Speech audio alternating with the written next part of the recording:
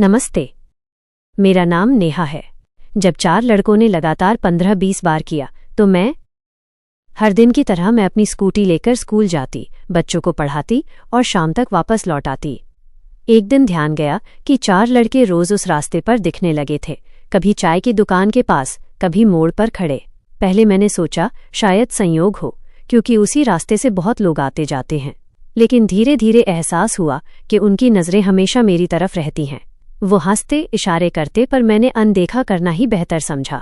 मैंने सोचा शायद मुझे ही वहम हो रहा है। वो दिन जो जिंदगी बदल गया। उस दिन स्कूल में एक मीटिंग थी, इसीलिए छुट्टी शाम के 6:30 बजे हुई। सर्दियों की शाम थी, जल्दी अंधेरा छा गया था। मैं जल्दी जल्दी अपनी स्कूटी निकालकर चल पड़ी।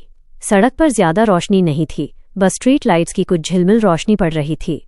जैसे ही मैं सुनसान मोड़ के पास पहुंची, अचानक पीछे से तेज हॉर्न की आवाज आई। मैंने आईने में देखा, वही सफेद रंग की कार जिसमें अक्सर वो 4 लड़के दिखते थे। मुझे थोड़ा डर लगा, लेकिन मैंने ध्यान नहीं दिया। अचानक कार ने पीछे से मेरी स्कूटी को हल्का सा धक्का मारा।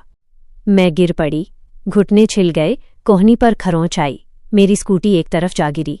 दर्द तो हो रहा था, पर डर उससे भी ज्यादा। हम मदद करने आए हैं। 4 लड़के कार से उतरे। एक बोला, अरे दीदी, आपको लगी तो नहीं? बहुत चोट आई लगती है, आप स्कूटी नहीं चला पाएंगी, चलिए हम घर छोड़ देते हैं। उस वक्त मैं घबराई हुई थी। सड़क सुनसान थी और दर्द भी बढ़ रहा था। उनके चेहरे पर मुस्कान थी, जो उस वक्त मुझे भरोसेमंद लगी। मैंने सोचा शायद ये सच में मदद करने आए हैं। मैंने कहा, मेरा घर उधर की तरफ है, बस 5 किलोमीटर आगे। एक लड़का बोला, हमें पता है, आप चिंता मत कीजिए, बैठिए। उनकी आवाज में नकली हमदर्दी थी, पर उस वक्त मैं पहचान नहीं सकी। गलत दिशा। मैं कार में बैठ गई। स्कूटी को उन्होंने सड़क किनारे खड़ा कर दिया। थोड़ी देर बाद ध्यान गया कि वो उल्टी दिशा में जा रहे हैं। मैंने घबरा कर कहा, रुको, मेरा घर उस तरफ है, आप गलत जा रहे हैं।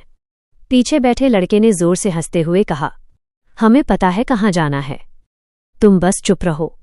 अब मुझे समझ आ गया था कि बात कुछ और है। उनके चेहरे पर भलमनसाहत की जगह नशे की झलक थी। गाड़ी के अंदर शराब की गंध फैली हुई थी। मैंने झट से दरवाज़ा खोलने की कोशिश की, पर गाड़ी तेज चल रही थी। ड्राइवर ने कहा, अरे भाग कहाँ रही हो, अब तो मज़ा आएगा। मेरे रोंगटे खड़े हो गए, दिल की धड़कन तेज हो गई। मैं समझ चुकी थी कि मुझे फंसाया गया है। एक लड़के ने मेरा मुंह दबा दिया और एक ने मेरे पैरों को पकड़ लिया, और फिर दरिंदगी की सारी हदें पार करने लगे। पहले एक ने, फिर दूसरे ने और फिर तीसरे ने।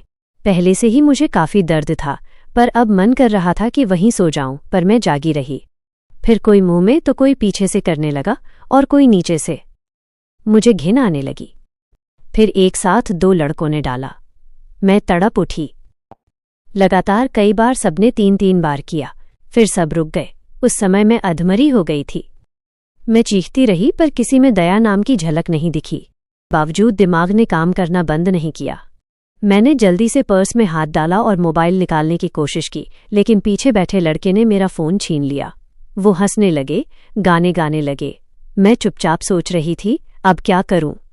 तभी गाड़ी एक मोड़ पर मुड़ी और सामने कुछ दूरी पर ट्रक की हेडलाइट चमकी।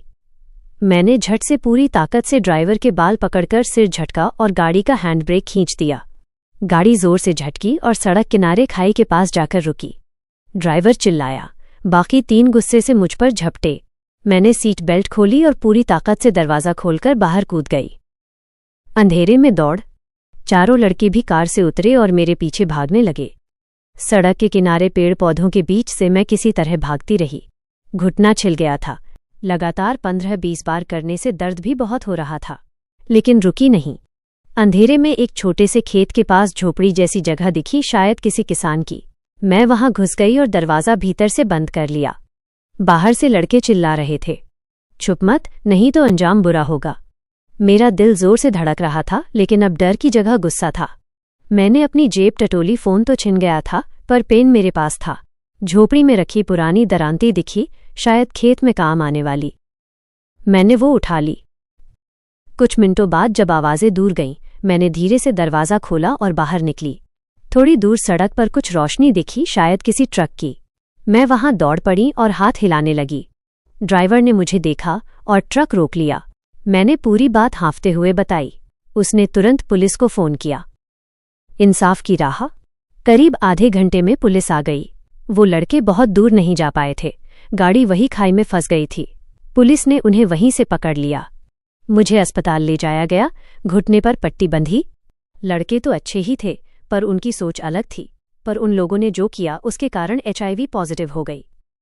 इंस्पेक्टर ने कहा, मैडम, आपने बहुत बहादुरी दिखाई। अगर आपने उस वक्त हिम्मत न की होती तो पता नहीं क्या हो जाता। मैं चुप थी, पर अंदर से एक आवाज़ बार बार कह रही थी, डर से बड़ी कोई जेल नहीं होती। अगर वीडियो पसंद आई हो तो लाइक करें।